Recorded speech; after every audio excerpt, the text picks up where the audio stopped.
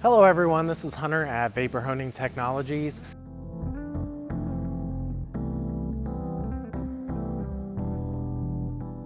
Today we're going to be testing out 220 aluminum oxide in a dry blast system to see how it works on this piece.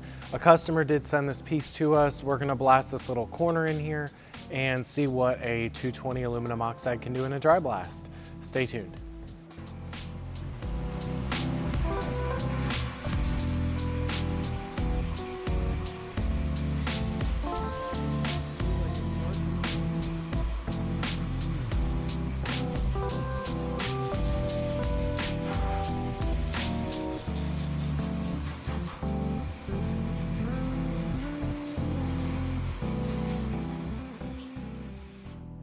So we're back with the result in this little corner. As you can see, this took about probably 30 seconds. I did a little strip up here too, so you guys could see the difference that it created on this part. Obviously, it did really well just for 30 seconds. It was super quick. That's what dry blast is about, the quickness, the speed that you can get stuff done. Let us know if you have any questions, 828-202-5563.